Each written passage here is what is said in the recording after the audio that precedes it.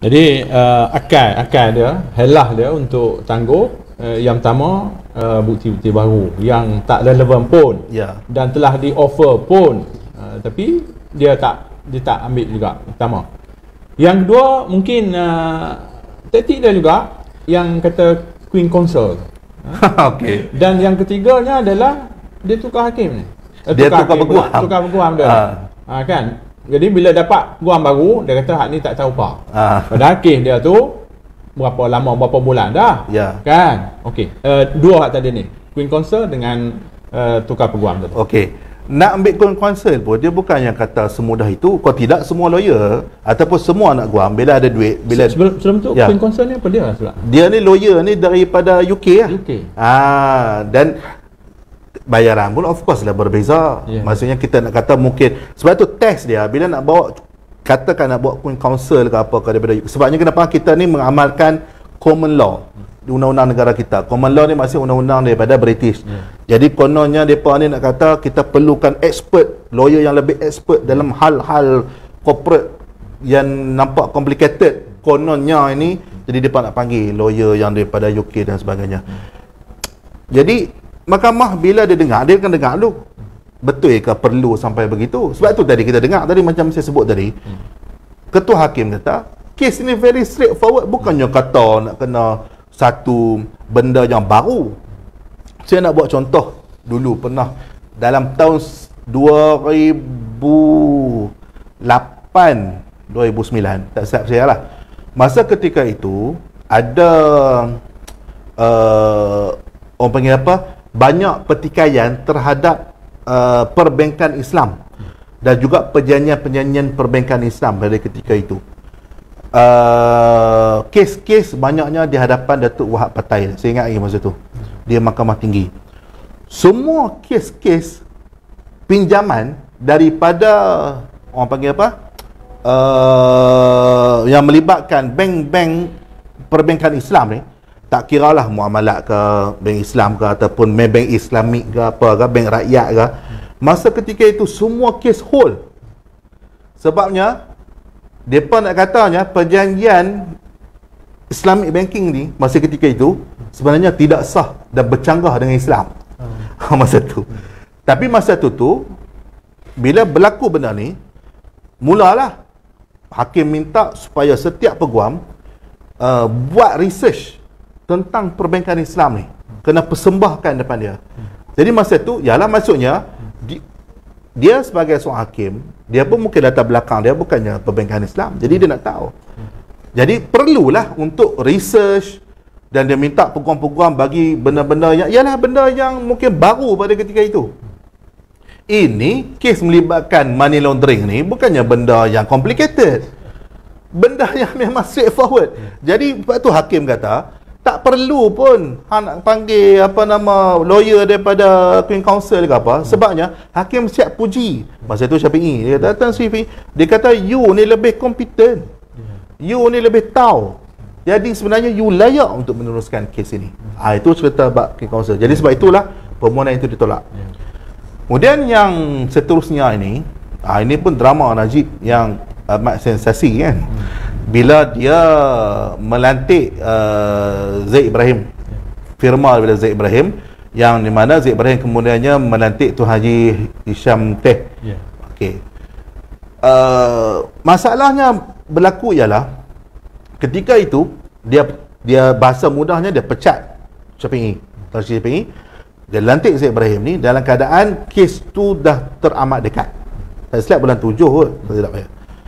Bila lantik, tiba-tiba dia gunakan alasan dia baru dilantik itu untuk menangguhkan perbicaraan. Dan akhirnya bila saya dengar, kita tengok masa hari keputusan kes Najib tu, Najib bila disebut dalam mahkamah, dia kata dia pun tak sangka rupanya lawyer-lawyer yang dia baru lantik ni tak pernah buat jenayah, tak pernah buat kes jenayah. Saya tak tahulah ni dia reka alasan ke baru. Sebabnya duit 42 juta pun dia kata dia tak tahu dah mana kan. Ini kan pula pasal peribadi lawyer. Dia kata saya tak sangka, sebabnya dia kata dia dijanjikan oleh lawyer baru ni akan ambil lawyer daripada Singapura lah, daripada India lah, saya tak ingat. Maksudnya nak katanya dia dijanjikan sedemikian rupa. Yang mana kita tak tahu wallahu alam apa ke arrangement Najib dengan pasukan peguam dia. Tetapi hakim bila dia menerima satu permohonan, kena faham tuan-tuan bahawa bukan Mahkamah Persekutuan saja. Daripada Mahkamah Rendah Majistret sampailah ke Mahkamah Persekutuan, kalau nak tukar lawyer kena ada permohonan. Dia kena ada permohonan untuk bagi tahu kepada mahkamah kenapa saya perlu tukar lawyer. Bila nak tukar lawyer ni, mahkamah pula bila dia dengar satu permohonan tu, dia kena pertimbangkan semua benda. Apa yang berlaku dalam kes Najib di Mahkamah Persekutuan itu, hakim kata apa? Kita benarkan untuk you lantik peguam baru, tapi no penangguhan. Tak boleh penangguhan. Jadi mungkin Najib dia punya plan, ingat bila tukar lawyer, kes sudah boleh postpone. Tapi rumahnya tidak berlaku sedemikian. Jadi dia pun daripada situlah dia buat lagi pelbagai lagi permohonan selepas pada itu. Akhirnya keputusan penghakiman adalah 1-0 di Mahkamah Tinggi, 3-0 di Mahkamah Rayuan, dan 5-0 di Mahkamah Persekutuan. 9-0. Jadi macam Liverpool menang malam tadi. 9-0 betul? Jadi maknanya ialah kalau 9, kalau 5-4, 6-3 kan adalah hujah. Ini 9-0. Komen. Okey, dia bukan setakat 9-0 tu. Kalaulah di kalangan lawyer ni pun, bila kami duduk sembang-sembang, katalah kita file di mahkamah yang di peringkat rayuan lah, kita akan tanya, ada berapa kosong lah? Kan? Contoh dia kata, 1-1. Ada possibility rayuan nanti ada boleh menentukan. Ini bila dia pergi Mahkamah Persekutuan, masa tu pun dah 4-0. Mahkamah Tinggi dia kalah, Mahkamah Rayuan pun dah kalah. Jadi dia pergi Mahkamah Persekutuan tu, susah. Berbeza dengan kes Datuk Seri Anwar yang liwat 2.0 ni, tahun bila? 2008 apa, saya tak ingat kan. Jadi yang kes liwat 2.0 tu, Datuk Seri Anwar di peringkat Mahkamah Tinggi, Mahkamah Tinggi membebaskan dia. Cuma bila peringkat rayuan sangkut. Jadi bila peringkat rayuan jadi macam tu, bila nak pergi Mahkamah Persekutuan pun orang kata ada benda lah nak bawa kan. Tapi kalau dah sampai peringkat 9-0 ni, maksudnya kena faham bahawa hakim ni bila start daripada Mahkamah Tinggi sampai pergi Mahkamah Persekutuan, mereka punya level of thinking dan juga mereka punya pengalaman jauh berbeza. Kalau nak compare dengan mahkamah rendah macam Mahkamah Majistret dan Mahkamah Session. Sebabnya mereka ni mempunyai pengalaman yang lebih luas, dan kebanyakan daripada mereka ini sebenarnya telah dilatih sejak daripada mereka baru terima sebagai penjawat awam di bidang undang-undang, sama ada di Jabatan Peguam Negara maupun di badan kehakiman. Mereka belajar daripada bawah, baru pergi Mahkamah Tinggi. Dah pergi sampai Mahkamah Persekutuan ni, maksudnya bukan calang-calang, bukannya kata semudah itu dia boleh naik ke Mahkamah Persekutuan kalau dia tidak ada merit sebagai seorang hakim yang berkaliber dan berkredibiliti. Kita patah balik kepada tajuk kita, rakyat menang. Rakyat menang ni adalah dalam kes Najib ni. Najib ni mungkin boleh kita sebut sebagai simbol ataupun macam the tip of the iceberg, duduk atas tu, membawa budaya kleptokrat, memunggah duit negara, menggunakan kedudukan dia sebagai Perdana Menteri, sebagai Menteri Keuangan, di posisi itu punggah duit negara, rasuahnya kita tak payah cerita. Jadi ini adalah lambang kemenangan rakyat, antara lain selain daripada tajuk awal tadi adalah kemenangan rakyat terhadap budaya yang dibawa oleh UMNO Barisan Nasional, kleptokratnya dan juga rasuahnya. Sila. Sebelum kes Najib ini pun sebenarnya umum mengetahui masa ketika itu, contohnya PAS masa dia di pembangkang masa tu pun dia sering membangkitkan betapa UMNO ini dan Barisan Nasional ni memang satu parti yang korup. Masa tu tak kawan. Masa tu kan. Jadi maksudnya bukan nak cerita masa muncul Najib barulah nak kata BN ni korup dan BN ni banyak dengan rasuah.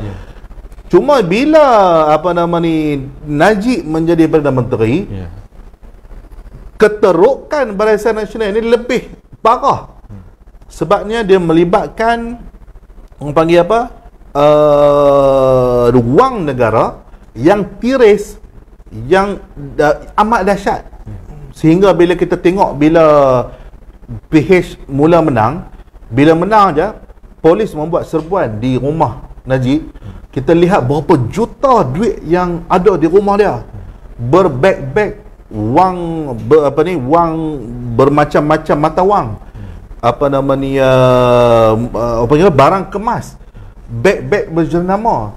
Kalau tak kerana PH menang itu, rasanya berkemungkinan tak rumahnya berjaya diserbu sedemikian rupa, dan berkemungkinan tak Najib ini kita berjaya untuk bawa dia dan dakwa dia di mahkamah. Jadinya sebenarnya apa yang berlaku pada ketika itu, mereka Barisan Nasional ketika Najib jadi Perdana Menteri, mereka dah terlalu macam anggap benda tu dah biasa, rasuah, kleptokrasi, kronisme, benda tu dah terlalu membarah, dan bagi mereka kita tiap-tiap tahun bila kata letak Barisan Nasional ni, hang bubuh kucing pun akan menang. Maksud bagi mereka mustahil lah Barisan Nasional nak kalah. Jadi mereka dah terlalu dalam keasyikan merompak duit rakyat ini, sehingga kan mereka sedap duduk di atas, dan mereka tidak menjangkakan bahawa mereka boleh jatuh ranak sedemikian rupa. Jadi sebenarnya ini merupakan satu pengajaran kepada kita bahawa kalau kita membiarkan golongan kleptokrat ini terus berkuasa, dan terus kita nampak tak apalah, macam kita duk dengar lah ni, walaupun Najib di penjara kena ingat jasa dia. Jangan kita duk main sentimen itu. Mencuri tetap mencuri, merompak tetap merompak, kan? Jangan kita contohnya macam kita biasa tengok dekat Surat Khabar, anak mencuri, anak disabitkan, dia masuk penjara. Bila interview mak bapak, anak saya semayang, takkan kot dia buat macam tu. Semayang itu cerita lain, itu merupakan satu kewajiban agama. Najib dia buat ada sumbangan, itu memang kita berterima kasih. Tetapi apa yang dia telah lakukan dalam merompak wang negara, itu kita tak boleh lupakan. We may forgive, but we cannot forget. Sebab cakap putih ni. Sebabnya mungkin kita boleh memaafkan, tapi kita harus melupakan. Sampai ada saya tengok ada yang menyamakan peristiwa Najib di penjara ni seumpama Nabi Yusuf AS di penjara. Tuan-tuan, jauh sangat analogi tu. Nak compare Najib dengan Nabi Yusuf, Allahu Akbar. Setakat tu aja dulu saya rasa sebenarnya dah menunjukkan betapa kalaulah kita ni terlalu ta'assub pun, agak-agak lah, janganlah sampai membutakan mata kita. Kita lihat lagi wajah UMNO, kan. Saya ingat orang yang rasional, orang yang menggunakan akal dia, memahami apa yang berlaku. Tetapi kita lihat kepada budaya dalam UMNO.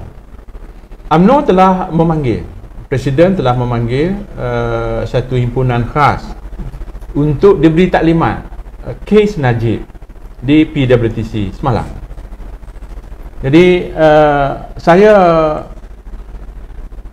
rasa rakyat di luar sana mesti faham sungguh-sungguh bahawa budaya UMNO dah jadi budaya dalam UMNO, budaya untuk kalau apabila orang mereka terlibat dalam kes ini, bekas Perdana Menteri Najib, bekas Presiden UMNO, jadi dia hentam habis.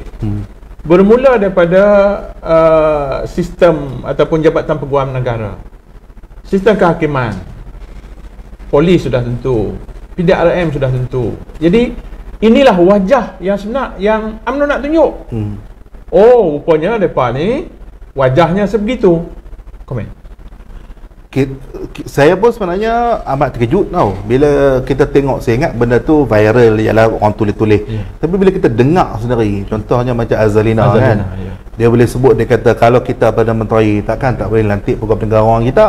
Dia bagi contoh, dia kata kalau saya jadi ketua, saya kena ada setiausaha pun kena orang saya. Jadi dia buat analogi macam tu. Bagi saya itu adalah analogi yang tak betul dan itu adalah analogi yang korup. Sebabnya kalaulah begitulah analogi yang dimainkan oleh mereka di peringkat ini, maksudnya itulah amalan UMNO sebelum ni. Maksudnya adakah UMNO nak mengatakan bahawa sebelum ini, ketika mereka sebelum PH jatuh baru ni, ketika Najib, ketika apa nama sebelum tu siapa? Sebelum Najib siapa? Pak Lah dan juga siapa-siapa lah sebelum itu, adakah kamu nak katakan bahawa semua orang-orang yang kamu lantik sebelum ini semuanya adalah orang yang memang kamu boleh pegang tengkuk mereka? Adakah kamu nak katakan bahawa hakim yang kami lantik ni hakim orang kita, pegawai negara kita lantik ini orang kita? Kalau begitulah maksudnya mereka ini memang bergelumang dengan korup ni sampai lupa diri bahawa ini merupakan satu benda yang salah.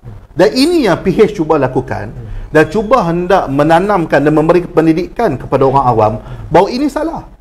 Kalaulah UMNO sampai sedemikian rupa masa perempuan baru ini membuat satu proclamation ataupun pendedahan terbuka bahawa kita perlu lantik pegawai negara orang kita, maksudnya kalaulah BN ditakdirkan na'udzubillah menang dalam pilihan raya akan datang, itulah yang akan dilakukan oleh mereka.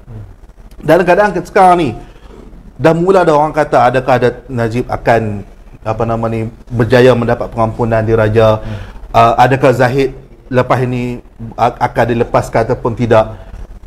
Kena faham ataupun tidak, 3 struktur asas dalam pentadbiran negara tentang kehakiman, eksekutif dan juga pengubahan undang-undang ni, faham ke tidak 3 ni?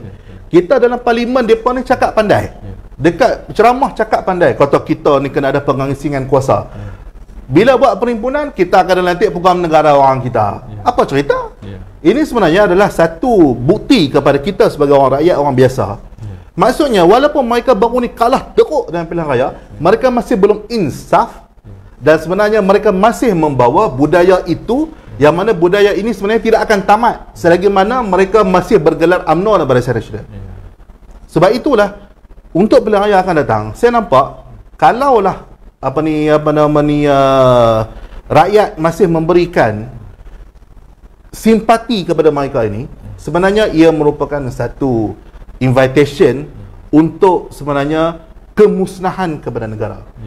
Kita baru ni kita dengar orang panggil di kalangan ahli-ahli cuaca mengatakan kita bakal berdepan dengan kiamat iklim. Tapi saya rasa kalau Barisan Nasional diberikan mandat akan datang, kiamat politik boleh berlaku dalam negara kita.